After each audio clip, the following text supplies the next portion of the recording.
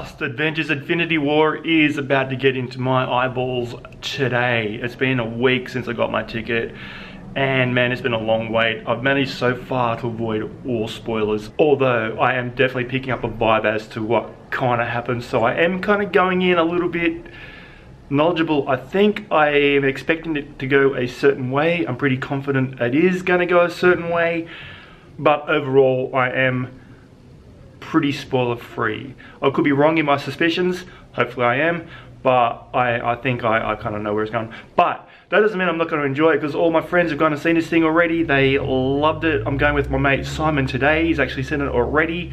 He wanted to see it again, so he's tagging along with me today, so you'll see his beautiful mugs on here a little bit later on. Oh, it's been a long time coming for this. 10 years of building up the Marvel Cinematic Universe, and it feels like this is like the culmination of that story, that arc. So it's going to be devastating, it's going to be fun, end of an era, but also hopefully after this the dawn of a new era, and we'll see what Marvel brings us. So I'm about to get ready. I've got my trusty Cap America shirt on, so I'm dressed for the occasion, and I'm gonna get going now. So let's get this thing started.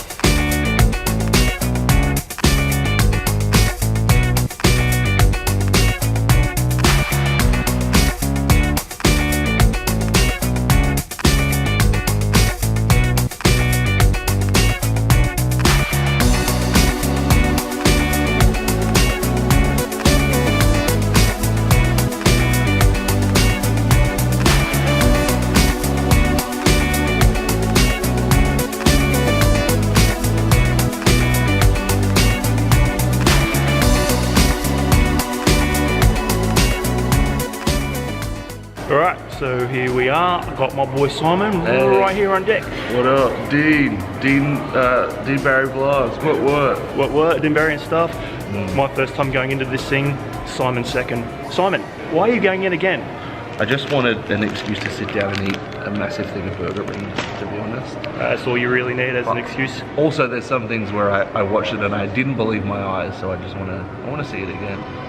It's pretty epic, right? Just to be safe, yeah. I'm going in no spoilers. Simon's going to tell me everything before the movie starts, so I'm really excited to be spoiled royally. So Lightning McQueen is driving along, and so you can cut it there. Yeah. I know Batman's going to be in this thing too. That's a surprise. Batman, Harry Potter. For some reason, he's just like, hello there, and like. Yeah, your Uber driver told you that one. My right? Uber driver is actually in the movie as well. So let's go in. Yeah. So we have our seats. There's a few people here. Usually when I rock up at this time, there's not. I'm usually the first one, but this is the Avengers. Avengers. Wait, have we seen the Avengers? Oh shit, wrong one. Oh, I thought we've seen Peter Rabbit, man. Now someone just asked me before we come up if I had any clue as to what was going to go on, and I kind of said that. As I stated earlier, I have a suspicion about where this is going to go, but I'm not sure. You have no idea. You think you know, but you have no idea. I'm pumped. Just start the damn movie now. Let's go. We've still got like another half an hour until. Yeah, we're going to do freaking half hour worth of trailers coming up. But anyway, I'm going to shut this down. We're going to eat our popcorn, drink our waters, and when the movie finishes, we'll catch up and see how shook we are. Well, this guy's he's already shook. I'm still shook from the last I gotta get shook. I'm about to be re-shook. Shaken, not stirred. Exactly. Or pretty stirred. Alright, back soon. Alright, so we have just come out of the Avengers, and I'm really small. You're really small. It was, and the movie was not really small. That movie was pretty big. We're not really going to go into spoil territory, right? No spoil territory. I'm still shook. Simon's second time seeing the film. What did you get out of the second time?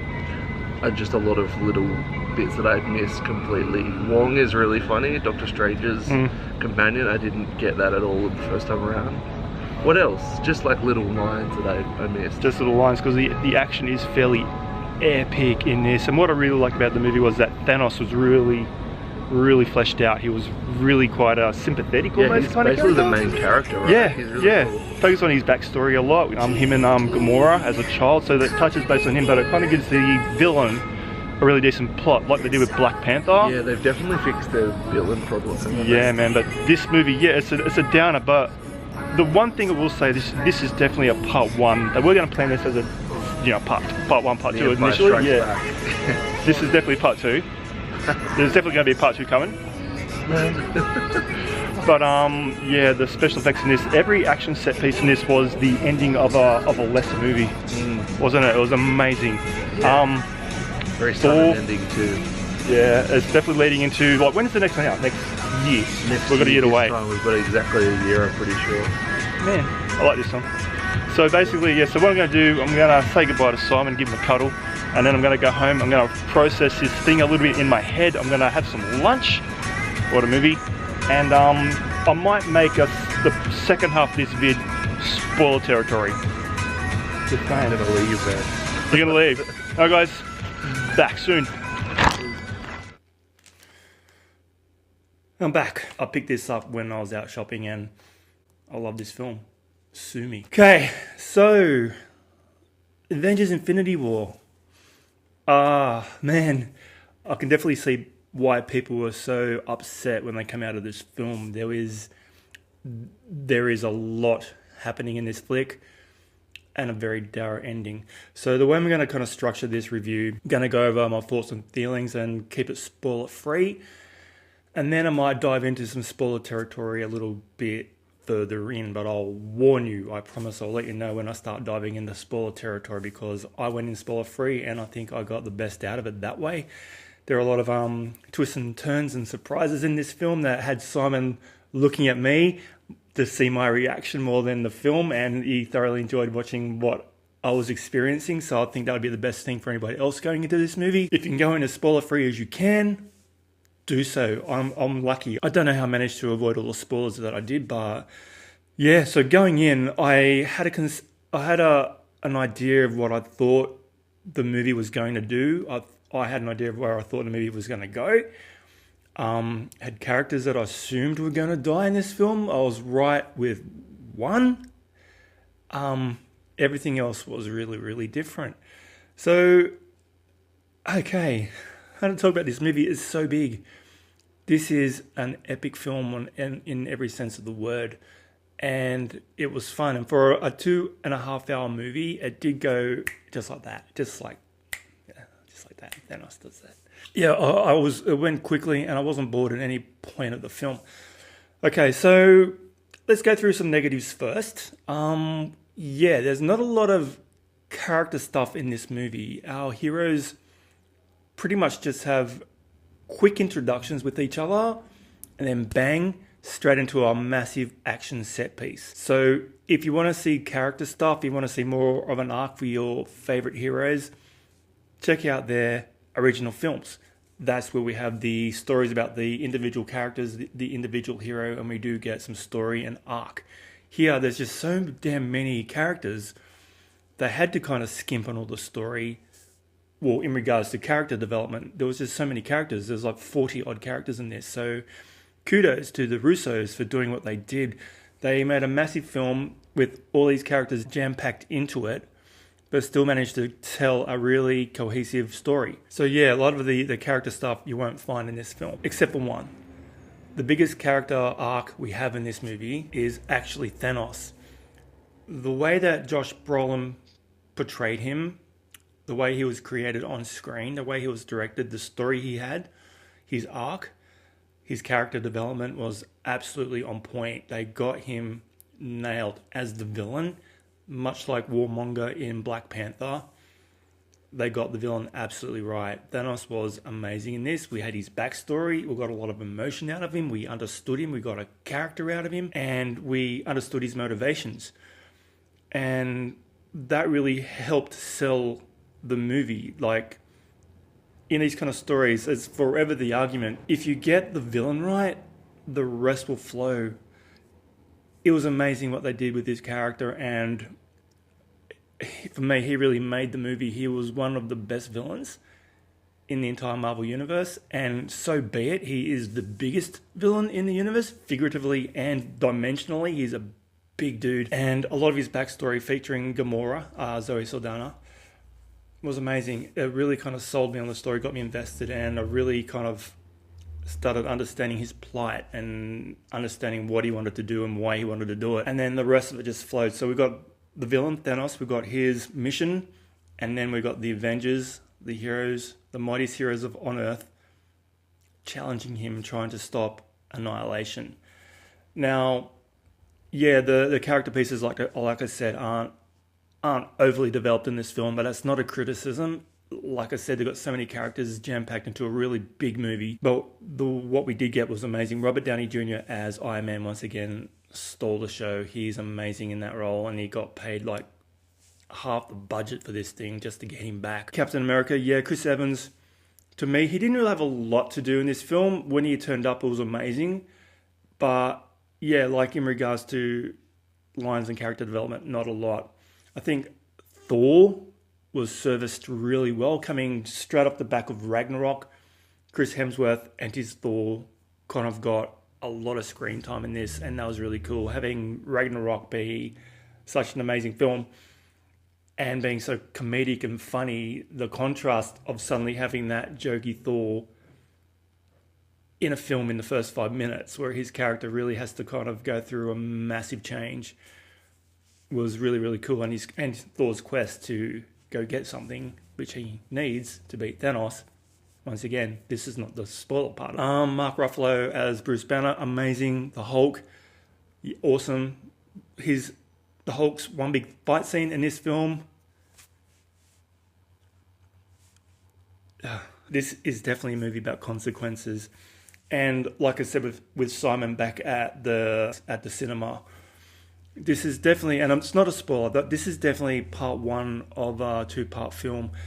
They initially were they touted it as Infinity War Part 1. They were gonna make a two-parter. That was always set in stone for such a long time, and then for some reason down the track they decided to make this a self-contained movie and make it its own thing. And then when Part 4 come along, it'll be a true sequel. But for me, man, this is definitely part one of a larger flick. Yeah, a lot of people coming out of there saying it's such a downer ending. Yeah, it was a downer ending, but in the comic book universe, whatever happens that is bad, considered bad in a comic book movie, can be undone. So I'm not too concerned with all the things that happen at the end of this movie. Things can change. Things can go back. We've got time and magic on hand, so things aren't always going to be set in stone. But it definitely didn't go the way I expected it to go. I'd have to say this is definitely very much like The Empire Strikes Back. It's the story where our heroes are definitely hit very hard, and they really need to kind of do a lot to get back up on their feet, because they've been pounded and they didn't win this scenario. They didn't win this game at all. Like this movie, they are well and truly on the back foot. But yeah, I know I'm kind of going dangerously into spoiler territory here, but I'm really doing my best to avoid it. And I think I'm kind of skimming that line. If you don't want to know anything about this movie at all, I don't think you should be watching any reviews, period. But if you're not too upset about a few little nudges, then by all means stick around. Am I contradicting myself? I probably am. And also what I like about this movie, like every time we got our characters on screen, it definitely felt like their own movie. When we were introduced to the Guardians, it definitely felt like a Guardians of the Galaxy film. When we meet Spider-Man initially, Peter Parker, just like a scene straight out of Homecoming. Iron Man and his camaraderie, Iron Man film. And Thor, a lot of Thor stuff. Well, actually, Thor's gone through such a dramatic tonal shift in his movies. So the first Thor, where he was basically a fish out of water, and then the Dark World, where he was up against dark elves, and I liked it. Not as much as other films, but it was fine. But definitely Ragnarok has course corrected the Thor character somewhat. Then Benedict Cumberbatch as Doctor Strange, very cool. Actually, this movie makes me want to go back and revisit Doctor Strange. I've only seen it one time. I enjoyed it, but didn't love it. But having seen Doctor Strange in this film makes me want to revisit that one because he was really, really cool in this. So yeah, this definitely is a massive movie. Its scope is huge. Like I said before, every action set piece in this movie was the ending, was the grand finale of a lesser movie. And the stakes are high, the special effects were very good. The action was just choreographed wonderfully. Our characters are great. Seeing all the characters that have come around over the 10 years of Marvel movies in different interactions with each other and meeting each other for the first time was amazing fun. And yeah, for a Marvel flick, rating out of the Avengers movies, like the first Avengers by Joss Whedon, the best. It was the best one. Infinity War is the second best Avengers movie, and then yeah, Age of Ultron. So I think the first Avengers was so amazing is because it was the first time. It was the first time we'd seen all our characters, our heroes together on screen together. So that amazing feeling of something completely new was amazing, wonderful. It was groundbreaking stuff. That's why that movie was so wonderful. And then the second one had to kind of go on the coattails of that movie, and it was never going to succeed. And a few, Joss Whedon didn't have full control of that film, so yeah, a few behind-the-scenes meddlings kind of contradicted what that movie could have been. Still, I enjoy it. This one is the culmination of 10 years. We've had characters introduced since Age of Ultron who are now all meeting, so every character has kind of met each other now, and this is epic. This is truly epic. I come out of there exhausted. Simon was still ecstatic after seeing this maybe the second time. He picked up a lot, like he said, and it was awesome. It was really good. I was worried going in that I was not going to like it because all the hype kind of builds up a flick to a certain degree, and you don't really, you come out of there with your expectations dashed. But I try to keep my expectations down to a minimum, and yeah, I've come out thoroughly entertained. Like I said, for a 2.5 hour movie, it just went bang over like that. So, rating Avengers Infinity War out of 10, I'm going to give it a solid 9 because it is cracking entertainment. It was fun. It had amazing action. It was awesome seeing all our favourite characters together on screen again.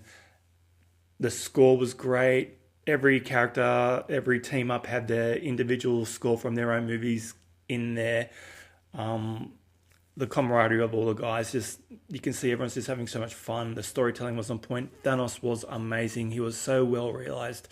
He was scary, he was menacing, he was a complete arsehole, but you could really kind of understand what he wanted to do. And yeah, it was a blast from start to finish. Thoroughly enjoyed it. So now this is where I'm going to start getting into some spoiler stuff. So spoilers are coming. There's some stuff in here that needs to be talked about because damn. So, spoilers are coming now. 1, 2, 3. Okay, you've been warned. Now, deaths. Yeah, we have got some death and carnage in this flick. We've got characters who are going to die. Now, there's only, as far as I know, only really three true deaths in this movie. 3 characters legitimately bite the bullet. Because that later on in the film, after, I was almost going to call him Darkseid. Oh, I wish. Thanos gets the Infinity Glove fully decorated, clicks his fingers like he says he can, and pretty much wipes out half the population of the universe. We've got a lot of our characters just turning to dust and evaporating. But I believe that can be undone in the next movie because we've got the likes of Spider-Man, Doctor Strange, Drax, Star-Lord, Black Panther, all these main characters. Yeah, we've got Samuel L. Jackson in here as Nick Fury. We've got Maria Hill all turning to dust at the end of this film. and then the credits, and then, everyone's dying. But like I said, I think that can come undone in the next movie, because Doctor Strange had seen over 14 million different scenarios, having seen into the future about any possible way of defeating Thanos. And there was only one possible way. There's only one outcome where they succeeded. And just as he is turning to dust, he tells Tony Stark, this was the only way. So it tells me that, they had to make a sacrifice. Next movie, they're going to find a way to kind of bring everyone back, defeat Thanos, and be done with the bastard.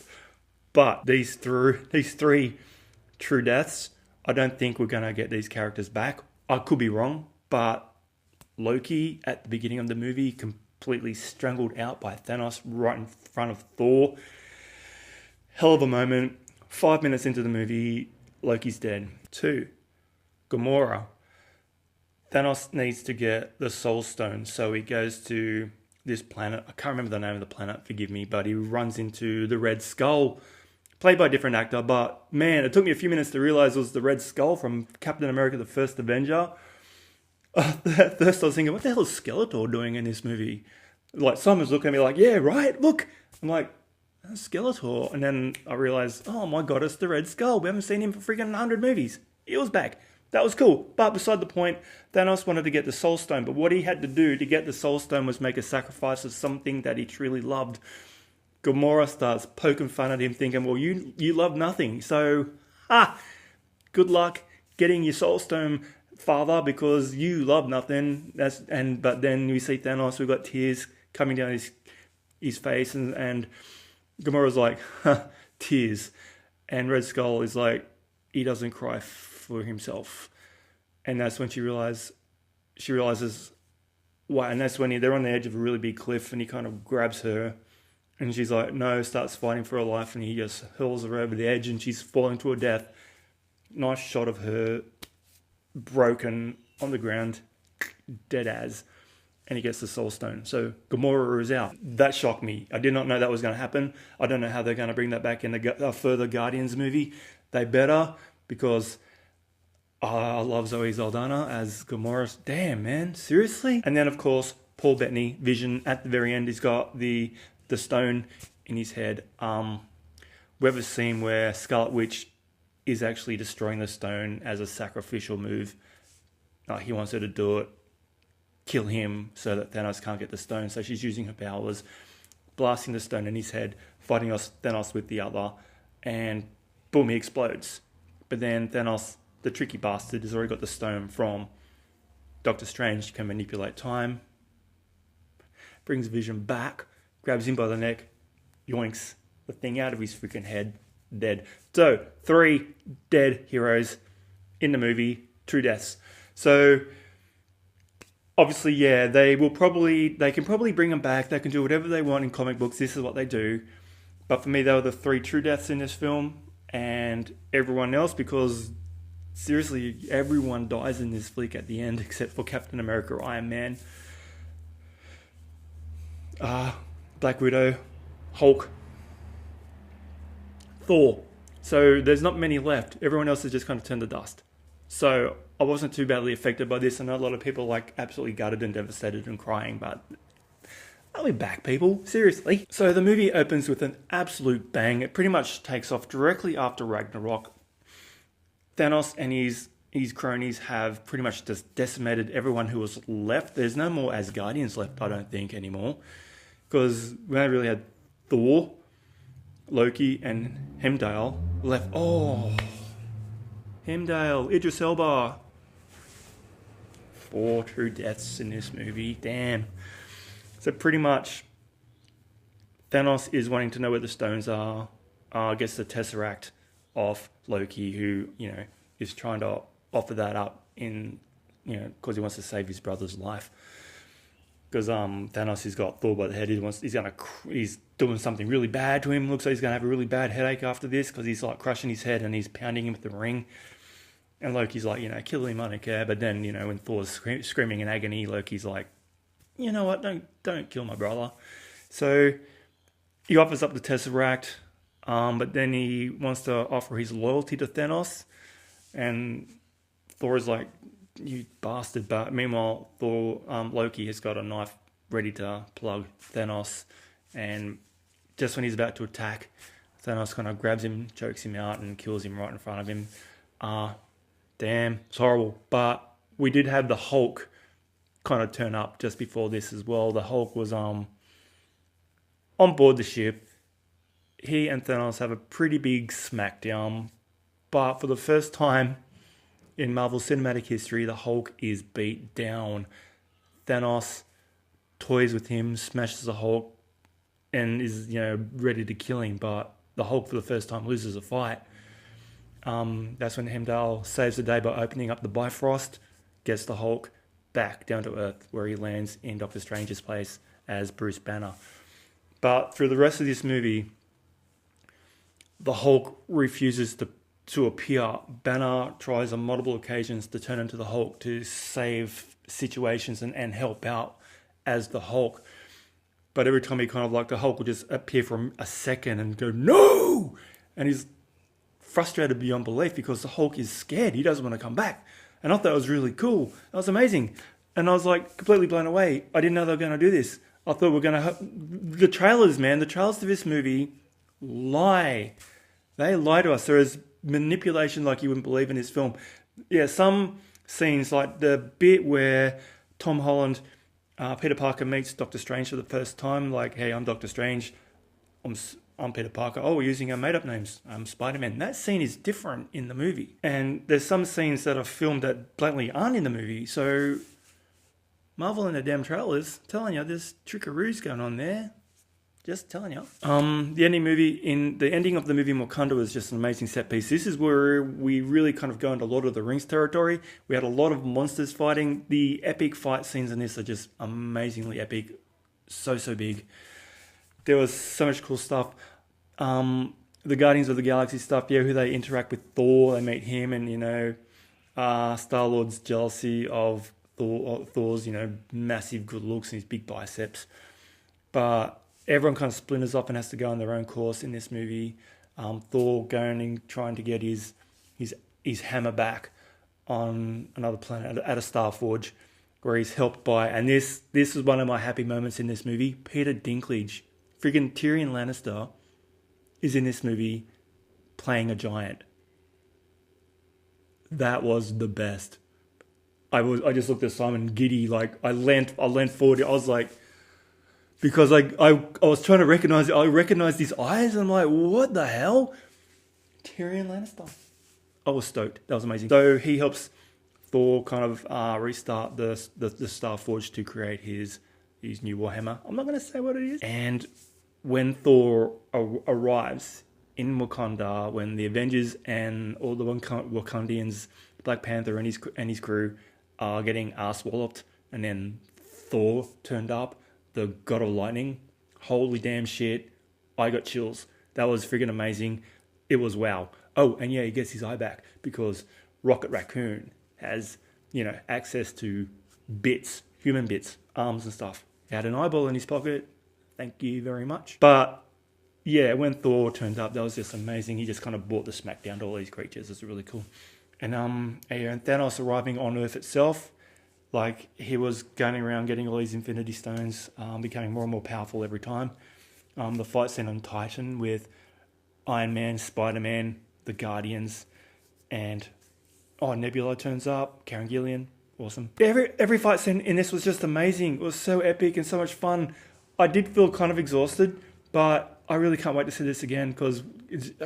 And like I said, Thanos on Earth, literally kind of the last 5 minutes of the movie itself, and then it kind of ended. I wasn't expecting it to end the way it did. I literally felt like the movie still had another half hour to go or so. I didn't realize how much time had passed. So when all the characters start dying and turning to ash and blowing away in the breeze, I thought that was going to be fixed in this movie. And then I really thought that we were going to lose Cap. He was my number one guy I thought was gone. I know Chris Evans is wanting to end his run at Marvel and his contract's ending soon. I really thought Cap was gone. And there's a scene where Iron Man gets stabbed through the body by Thanos. I was just sitting there going, no. I kind of suspected Iron Man would die in this. I really thought his number was up. But no, Doctor Strange kind of calls that and says, you know, don't kill him, spare his life, I'll tell you where one of the stones is, and stops Thanos killing Iron Man. But I really did think Iron Man at least, and Captain for sure, were Gonskis. No. So those guys are kind of like sitting there in disbelief, completely defeated. Everyone they know and love is pretty much turned to dust. Half the universe is turned to dust and ended. So it turns out Thanos was just on a cull. He kind of is trying to stop the universe from being overpopulated, draining its resources, and being worse off. So his mission was, he's actually trying to save the universe by killing half the people in it, so that we can sustain ourselves and keep on being prosperous. It's a cull. But anyway, that's me rambling about Avengers Infinity War. It was a massive movie. It was fun, it was exciting, it was dramatic, it was emotional, and it was a culmination of 10 years of amazing movies. I even loved at the beginning of this film had the Marvel Studios logo come up, and there was like the 10 was outlined in the studios title. That was a nice little thing, and I thoroughly enjoyed it. Definitely cannot wait to pick this up on 4K Blu-ray. The colours in this thing are going to be amazing to see on the big screen when I get it home on that format, and then I can just watch it again and again and again. So I am kind of contemplating doing a bit of a Marvel retrospective. Massive undertaking, but it's something I might do. This movie was just so much fun. After 10 years, they can still manage to excite and delight us as fans, and well done, Russo brothers. Nailed it. Absolute blast. Anyway, guys, that's my review on Avengers Infinity War. Hope you weren't too spoiled. Well, I warned you. So anyway, guys, I will catch you all in the next video. Wakanda forever. Long live the Avengers.